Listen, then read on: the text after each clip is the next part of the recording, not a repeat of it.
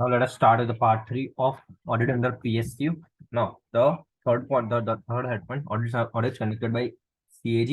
पहला types of audit क्या क्या है, एफसीसीपीपी अपने पहले ही पढ़ा था, financial compliance, comprehensive, propriety and performance, वो अपन बाद में पढ़ेंगे। ऑडिट रिपोर्ट ऑफ कैग, चार चीजें उसमें होती है सीएजी के ऑडिट रिपोर्ट में। क्या क्या चार चीजें होती है? पहला इंट्रोडक्शन। इंट्रोडक्शन में क्या होता है, जो भी जनरल वर्किंग होती है वो इंट्रोडक्शन में आ जाती है। सो intro containing general review of working results of government companies, deemed government companies and corporations, तो इसमें जनरल वर्किंग आ जाती है। Second, results, appraisal of selected undertakings, जो भी results of comprehensive appraisals of selected undertakings conducted by the audit board, मतलब जो भी audit board decide करती है जो भी अंडरटेकिंग्स का अप्रेजल करने की, वो रिजल्ट्स में आता है। रेज्यूमे, रेज्यूमे में क्या आता है?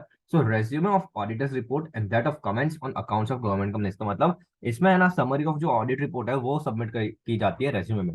सो summary of audit report submit की जाती है। एंड लास्ट पॉइंट है सिग्निफिकेंट रिजल्ट्स।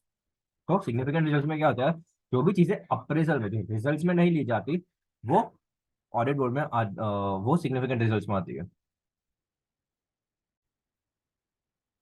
तो ये हो गया ऑडिट रिपोर्ट ऑफ कैग। चार चीज आती है, इंट्रोडक्शन, जनरल वर्किंग आ जाती है, results, appraisal of selected undertaking, जो भी अपने अप्रेजल के लिए लेते हैं वो आ जाती है रिजल्ट्स में। रेज्यूमे, सब समरी ऑफ जो ऑडिट रिपोर्ट होती है वो आती है। और सिग्निफिकेंट रिजल्ट्स में जो रिजल्ट्स में अप्रेजल में जो नहीं ली जाती, वो सिग्निफिकेंट रिजल्ट्स में आ जाती है। तो ये ऑडिट रिपोर्ट्स बाय सीएजी हो गया।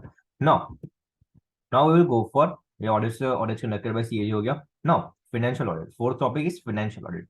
सो फाइनेंशियल ऑडिट में क्या होता है? Financial audit, so financial audit express an audit opinion on the financial statements, enhance the degree of confidence of intended users in the financial statement। मतलब financial audit क्या करती है? तो 2 minute. Financial audit, so an audit which is primarily conducted to express an audit opinion, जो generally अपना audit opinion बनाते हैं। So audit opinion के लिए जो यूज होती है, तो उसको अपन फाइनेंशियल ऑडिट बोलते हैं।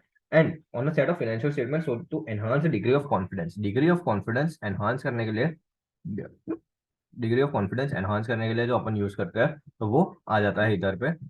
सो इंटेंडेड यूजर्स का डिग्री ऑफ कॉन्फिडेंस एनहांस हो जाए, तो पहला ऑडिट ओपिनियन फॉर्म करने के लिए और degree of confidence of intended users increase हो जाए, उसके लिए अपन फाइनेंशियल ऑडिट करते हैं। नाउ उसमें कवरेज क्या है? Audit opinion is expressed as to whether fair and in all material, मतलब इसमें क्या है कि भाई ये जो ऑडिट ओपिनियन में क्या लिखेंगे कि भाई जो भी true true and fair view दे रहा है कि नहीं फिनेंशियल स्टेटमेंट्स, वो प्रॉपरली प्रॉपरली फॉर्म हुआ है कि नहीं, तो बस वही देना है, प्रॉपरली फॉर्म हुआ है कि नहीं। तो यही पे इसी चीजों पे ओपिनियन देना है। सो meaning that now financial audit में कवर क्या क्या होता है? Examine and evaluation of financial records, जो भी फाइनेंशियल रिकॉर्ड्स है उसका अपन एग्जामिनेशन और इवैल्यूएशन करते हैं। Second, examination of financial system. अब फाइनेंशियल सिस्टम में क्या होता है? फाइनेंशियल सिस्टम क्या होती है कि जिस भी सॉफ्टवेयर में अपन जो बना रहे हैं, software software in which the accounts are being made, तो ये आ जाती है अपने फाइनेंशियल रिकॉर्ड्स में, फाइनेंशियल सिस्टम में, सॉरी। तो जो भी सिस्टम्स टैली है या फिर कोई भी ओरेकल सॉफ्टवेयर जो भी है जिसमें भी अपन अपना अकाउंट बनाते हैं, उसको एग्जामिन करना और इवेल्युएटिंग द इंटरनल कंट्रोल, ये तो इंटरनल कंट्रोल आता हो जन्म से यूनिवर्सल पॉइंट है। तो 3 पॉइंट है, examination and evaluation of financial record, second examination of financial systems, and third point is evaluation of internal control. तो फाइनेंशियल फाइनेंशियल में क्या क्या है? फाइनेंशियल ऑडिट में, फाइनेंशियल ऑडिट पहले अपन ओपिनियन, ऑडिट ओपिनियन फॉर्म करते हैं और वो इंटेंडेड यूजर्स का कॉन्फिडेंस बढ़ाती है, इंटेंडेड यूजर्स का कॉन्फिडेंस इंक्रीज करती है, कॉन्फिडेंस इंक्रीज। और नीचे क्या आता है, उसके फंक्शंस क्या है अपने, उसके उसमें कवर क्या क्या होती है? तो 3 चीजें होती है। पहला एग्जामिनेशन एंड इवेल्यूशन, रिकॉर्ड्स क्या करते हैं, फिर फाइनेंशियल सिस्टम्स क्या करते हैं, और लास्ट का पॉइंट है कि जो अपन इंटरनल कंट्रोल है वो यूनिवर्सल पॉइंट है, इंटरनल कंट्रोल, तो उसको चेक करते हैं। तो ये हो गया अपना फाइनेंशियल ऑडिट, बस इतना ही है, easy. Now compliance audit, compliance audit, it is an independent assessment of whether given subject matter is in compliance with the applicable criteria। मतलब ये क्या है? ये भी सिंपल है, बहुत सिंपल है, इजी, एकदम इजी पीजी है। Subject matter is in compliance with the applicable criteria. मतलब जो अपन ने पहले पढ़ा था, सब्जेक्ट मैटर क्या होता है, जिस भी चीज को अपन इवेल्युएट इवेल्युएट कर रहे हैं वो सब्जेक्ट मैटर होता है, और क्राइटेरिया क्या होता है, जिसके साथ बेंचमार्क के साथ अपन जो कंपेयर करते हैं वो क्राइटेरिया होता है। तो independent assessment of that thing is known as compliance audit. Now, second, activities, financial transactions, and information comply in all the material respect. तो उसमें क्या है, compliance audits are carried out by assessing whether activities, financial transactions, and information comply all material aspects with the authorities which govern the author. मतलब जो भी laws, regulations जो भी बनाए होंगे, so जो भी laws, regulations और वो सब जो भी बनाया होगा उसको अपन कंप्लाई कर रहे हैं कि नहीं, बस ये वही पॉइंट है। सो लॉज एंड रेगुलेशंस को अपन कंप्लाई कर रहे हैं कि नहीं। Third, concern with regularity and propriety. अब इसमें पॉइंट आता है रेगुलरिटी एंड प्रोप्राइटी। रेगुलरिटी क्या है, adherence of subject matter to the formal criteria emanating from relevant laws, regulations and agreements applicable to the entity. मतलब रेगुलरिटी क्या है कि जो भी अपन legal forms, legal legal framework जो बनाया है उसको अपन प्रॉपर फॉलो कर रहे हैं कि नहीं। जो पॉलिसीज बनाई है, पॉलिसीज है, तो उसको अपन वी आर फॉलोइंग और नॉट, वी आर फॉलोइंग और नॉट, तो वो रेगुलरिटी है, तो वो रेगुलरिटी चेक होती है। And the second thing is compliance audit में सेकंड सेकंड चीज क्या है, propriety. Observation of general principles governing sound financial management and ethical conduct of public officials. मतलब जनरली पब्लिक सेक्टर अंडरटेकिंग में क्या होता है कि लोग अंधाधुंध पैसा कुछ भी खर्चा कर देते हैं। तो प्रोपराइटी में क्या है कि भाई जो भी खर्चा कर रहे हैं वो as a man of ordinary prudence करे। तो कैसे करेगा, as a man of ordinary prudence अगर करेगा तो कैसे करेगा, तो वही चीजें देखनी है कि as a man of ordinary prudence अगर कोई करने बैठा खर्चा तो वो कैसे करेगा, तो वो चेक करना है। So it is concern with regularity and propriety. दो चीज, रेगुलरिटी एंड प्रोप्राइटी। रेगुलरिटी क्या है, लॉ फ्रेमवर्क है, उसको अपन कंप्लाई कर रहे हैं कि नहीं। और प्रोप्राइटी क्या है कि अगर कोई भी साधारण बंदा है तो वो कैसे खर्चा करेगा, तो वही चीज है। Now, perspective of compliance audit in relation with audit of financial statements or separately as individual compliance audits or in combination of performance auditing। मतलब इसमें क्या है कि अपने कंप्लायंस ऑडिट कैसे कर सकते हैं। तो पहला तो पॉइंट है कि फाइनेंशियल ऑडिट के साथ अपन कर सकते हैं। So first point is financial audit के साथ ही कर लो। फिर सेकंड पॉइंट है अकेला ही कंप्लायंस करो, सेपरेटली। और तीसरा पॉइंट है कि combine with combine with performance audit. तो तीन तरीके से अपन कर सकते हैं। पहला, फाइनेंशियल ऑडिट के साथ सेपरेटली भी कर रहे हैं, या फिर third, combine with performance audit. तो तीन तरीके से अपन कंप्लायंस ऑडिट कर सकते हैं, फाइनेंशियल ऑडिट, सेपरेट और combine with performance audit. Now now will go with comprehensive audit. Comprehensive audit मतलब पूरा पूरा कवर करना है सब। So assessing overall efficiency and effectiveness comparing with standards. मतलब ओवर पूरी अपन इफेक्टिवनेस और एफिशिएंसी को अपन देखते हैं। So assessing overall efficiency and the effectiveness and comparing with the standard. So पूरे की पूरी अपन कंपेयर करते हैं, पूरे की पूरी जो अपन ऑडिट प्रोग्राम बनाते हैं उसको कंपेयर करते हैं। So audit program it is detail analysis. मतलब कॉम्प्रिहेंसिव ऑडिट में डिटेल एनालिसिस अपन करते हैं। That's the main point, detail analysis अपन लेते हैं इन कॉम्प्रिहेंसिव ऑडिट। अब कॉम्प्रिहेंसिव ऑडिट में एरियाज टू बी कवर्ड क्या है। So areas to be covered 10 point है। 10 पॉइंट एकदम मस्त वाले है, एकदम इजी वाले है, एकदम आसानी से हो जाएंगे। So don't worry. पर और फिर यहाँ पे एक दूसरा भी है, वो देख लेते हैं बाद में।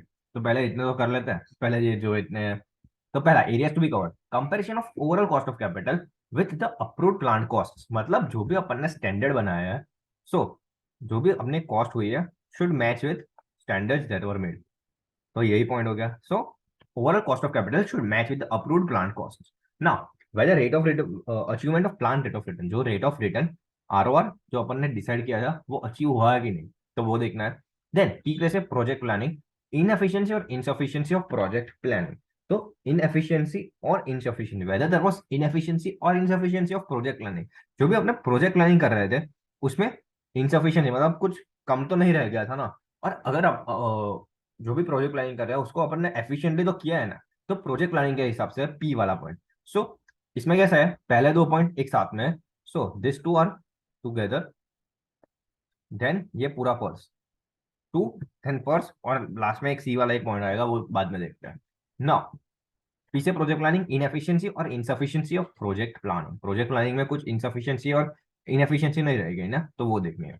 फिर यू यू क्या है, under utilization of install, whether there was under utilization of install capacity, जो भी इंस्टॉल कैपेसिटी है उसको अपन ने अंडर यूटिलाइज तो नहीं कर दी ना, तो वो देखना है।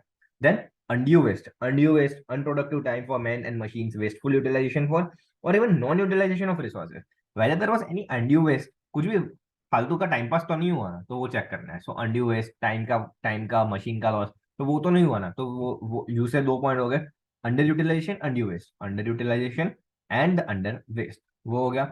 नाउ आर पे से R&D और repair and maintenance. So R&D में क्या है, existence and performance of R&D programmes, मतलब जो भी R&D प्रोग्राम अपन दिखा रहे हैं अगर, तो वो एग्जिस्ट तो करता है ना, ऐसे बुक्स में नहीं दिखा रहे ना, R&D कर रहे हैं ना अपन, और उसका परफॉर्मेंस कैसा है वो चेक करना है। और रिपेयर एंड मेंटेनेंस में क्या है, existence of adequate system of repair and maintenance, अगर मशीन कुछ खराब हो रही है तो उसको अपन रिपेयर की प्रोसीजर क्या है, स्टैंडर्ड ऑपरेटिंग प्रोसीजर क्या है रिपेयर एंड मेंटेनेंस की, तो क्या है, existence of adequate system of repair and maintenance, तो रिपेयर एंड मेंटेनेंस करने की एडिक्वेट सिस्टम क्या है।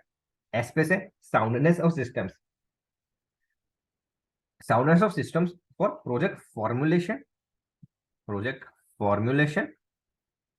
And implementation. तो इसमें क्या है कि कोई भी पॉलिसी हो, वो अगर फॉर्मुलेट अच्छे से नहीं हुए तो उसका कोई काम नहीं है, और अगर वो फॉर्मुलेट अच्छे से हुए पर इम्प्लीमेंट प्रॉपर नहीं हुई है तो उसका भी कुछ मतलब नहीं है। So for soundness of systems regarding formulation and implementation, तो वो दोनों दोनों अच्छे होने चाहिए। एंड ई पे से इफेक्टिव एंड इकोनॉमिक प्रोसीजर, तो उसका क्या पॉइंट है, so effective and economical procedure, जो भी अपन प्रोसीजर ला रहे हैं वो इफेक्टिव और इकोनॉमिक है कि नहीं, बस वही देखना है।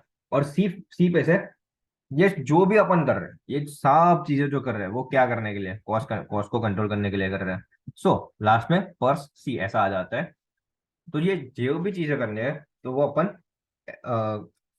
कॉस्ट को कंट्रोल करने के लिए कर रहे हैं। सो एडिक्वेसीज ऑफ कॉस्ट कंट्रोल मेजर्स, तो इजी पॉइंट है, थोड़ा सा टेक्निकल है बट एग्जाम में आता है, तो अपन फिर से एक बार प्रॉपरली कर लेते हैं। तो पहले 2 पॉइंट है, तो फर्स्ट 2 पॉइंट क्या है, पहले तो overall cost of capital should be equal to approved plans, पहला पॉइंट हो गया। देन उसका उसका ही सेकंड पॉइंट है रेट ऑफ रिटर्न। और अपन लास्ट वाला जो वन वाला पॉइंट है जो लास्ट में एकदम आता है, सब भी प्रोसीजर क्या करते हैं, पर्स की प्रोसीजर किस लिए करते हैं, कॉस्ट कंट्रोल मेजर्स एडिक्वेट है कि नहीं, cost control measures whether adequate और नॉट, तो वो यहाँ पे आ गया। नाउ अपन पर्स का देख लेते हैं, PURSE, पी पे से क्या है, प्लानिंग, प्रोजेक्ट प्लानिंग प्रॉपर हो रही है कि नहीं, प्रोजेक्ट प्लानिंग प्रॉपर हो रही है कि नहीं, तो वही है। सो प्रोजेक्ट प्लानिंग में वही है, इनएफिशिएंसी और इनसफिशिएंसी, अगर कुछ इनएफिशिएंसी है या फिर इनसफिशिएंसी है तो वो देखनी है। फिर यू पे से अंडर यूटिलाइजेशन तो नहीं हो रहा ना रिसोर्सेज का, और अनड्यू वेस्ट नहीं हो रहा ना, अनड्यू वेस्टेज। फिर आर वाला तो एकदम मस्त है, repair and maintenance, R and D और repair and maintenance, soundness soundness of systems regarding formulation and implementation, दो चीज, formulation and implementation, and efficiency and economic, तो जो भी प्रोसीजर लगा है वो एफिशिएंट और इकोनॉमिक है कि नहीं, एफिशिएंट और इकोनॉमिक है कि नहीं। सो 211 टू वन पर्स, इसका एक ही एक्रोनिम है, 2 1 एंड पर्स, 2 1 पर्स, 2 1 पर्स, खत्म। नाउ प्रोप्राइटी ऑडिट, और वो लास्ट ही टॉपिक है आज का। Now propriety audit meaning public property. Propriety audit में क्या है, पहले तो अपन देखते हैं कि public property commonly accepted customs and standards of conduct. तो propriety audit stands for verification of transaction, test of public interest में जो कर रहा है वो कॉमनली एक्सेप्टेड कस्टम जो पहले से चला आ रहा है वो, एंड स्टैंडर्ड्स ऑफ कंडक्ट, बस वही है, उतना कुछ खास नहीं है। अब एम्फेसिस क्या है, so instead of too much dependence on documents vouchers and evidence, तो मतलब इसमें डॉक्यूमेंट्स वाउचर्स और एविडेंस पे उतना ध्यान नहीं देते अपन, डॉक्यूमेंट्स वाउचर्स और एविडेंस पे उतना ध्यान नहीं देते, but it shift the emphasis to the substance of the transaction, मतलब जो सब्सटेंस है, सब्सटेंस ओवर फॉर्म देखना है, and looks into the appropriateness thereof on consideration of financial prudence, public interest and prevention of wasteful. Thus propriety audit is concerned with scrutiny of executive actions, मतलब propriety audit is more focused on scrutiny of executive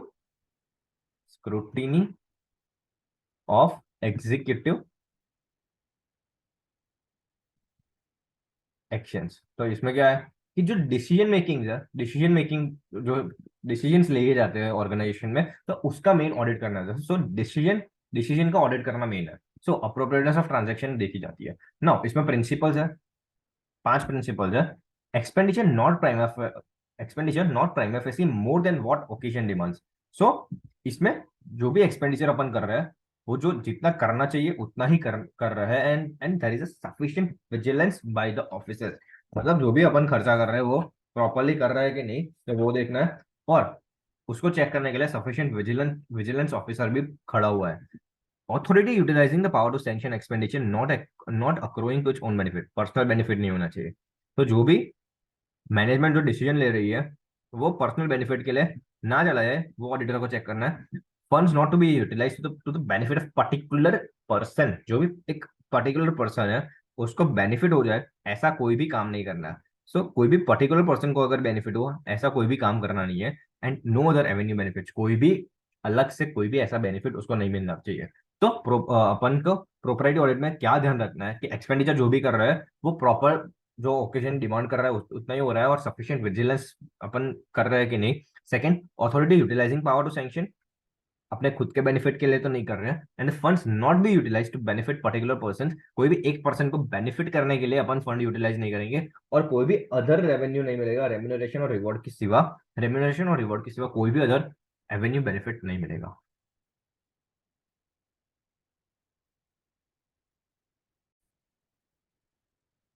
now the last point in that propriety audit is problems in propriety audit. Propriety audit करने में problems क्या क्या आती है। First is morality meaning keeps on changing. मतलब जिस time पे पहले के जमाने में मोरालिटी कुछ अलग थी, आज के टाइम में अलग है। So the expression propriety is a moral term and can be understood by reference to the concept of morality accepted by the society at a given time. जो जो जिस टाइम पे ऑडिट हो रही है, जिस टाइम पे अपन कर रहे हैं, उस टाइम पे मोरालिटी का मीनिंग क्या है, वो उसमें प्रॉब्लम आ सकते हैं। मतलब उसमें मोरालिटी का मीनिंग चेंज हो सकता है। Second, subjectivity, not the form basis. So, proprietary audit has an inherent element of subjectivity because it is very difficult to establish standards of public interest, commonly accepted customs, standard for conduct, which are not the form basis for audit evaluation. जो अपन ने देखा कि उसका जो meaning है वो public interest, commonly accepted customs and standard of conduct, तो उसमें सब्जेक्टिविटी आती है। तो वो कोई फॉर्म बेसिस नहीं है किस पे उस पे ओपिनियन अपन दे सकते हैं, वो पूरा सब्जेक्टिव है, कुछ ऑब्जेक्टिविटी उसमें है ही नहीं। Third, evaluation based on circumstances in which decisions were taken. So, the element of subjectivity has caused proper discharge of duty very delicate and demands discretion, but wisdom of taking commercial decisions in a dynamic environment, the economic, social, and political, must be evaluated with reference to the circumstances in which these were taken, and therefore the auditor in his field must reconstruct such circumstances. मतलब उसको reconstruct करनी पड़ेगी, वो same conditions, वो same situations उसको reconstruct करनी पड़ेगी। वो जो सिचुएशन उस टाइम पे रही होगी, जिस टाइम पे वो डिसीजन लिया गया होगा, उसको इसके हिसाब से वो ओपिनियन देगा। सो एक प्रॉब्लम है कि उसको रिकंस्ट्रक्ट करना पड़ेगा पूरा, जो चीज उस टाइम पे हुई थी। Fourth point is judgment of auditor objective counter productive. मतलब the judgment of the auditor must be objective, judgment of the auditor objective होना चाहिए, उसमें कोई सब्जेक्टिविटी नहीं होनी चाहिए, उसको प्रॉपर फॉर्म डिसीजन लेना चाहिए। और as otherwise it would dampen the initiative of management and others in taking commercial decision, and proprietary audit would prove itself to be counter productive. मतलब इसमें क्या होता है कि ऑडिटर, अब मैनेजमेंट कोई भी डिसीजन लेगा, अगर ऑडिटर आके सब्जेक्टिव डिसीजन लेना शुरू कर देगा, तो मैनेजमेंट तो ऐसे ही सोचेगा ना कि यार साला मैं कुछ भी करता हूँ, ये ऑडिटर आके चेंज कर देता हूँ उसको, तो वो कोई डिसीजन ही नहीं लेंगे और सब काउंटर प्रोडक्टिव हो जाएगा। प्रोप्राइटरी ऑडिट ऐसा काउंटर प्रोडक्टिव टर्म यूज होने लगेगी। और इसको टैकल करने के लिए, तो ये दो है ना टैकलिंग पॉइंट है, फिर भी ये अपन को प्रॉब्लम्स में ही लेते हैं। And the fifth point is CAG have made certain norms to tackle such problems. So, to take care of this situation, the CAG has developed the norms of propriety for expenditure of public funds in our country by laying the standards. The propriety for government expenditure, the CNAG has really tried to tackle in a practical way the complex problem of subjectivity inherent in a situation calling for propriety consideration. बस वही है कि morality की Epson changing, subjectivity, बस 4-5 point ऐसा ध्यान रखने। Morality, subjectivity, फिर इवेल्यूशन बेस्ड ऑन सर्कमस्टेंसेस, उसको रिकंस्ट्रक्ट करना पड़ेगा, और ऑब्जेक्टिव रहना पड़ेगा, और जो भी जजमेंट वो ले, और सीएजी ने कुछ नॉर्म्स बनाया, बस उतना ही ध्यान रखना है, बाकी सब चलेगा। So this was over.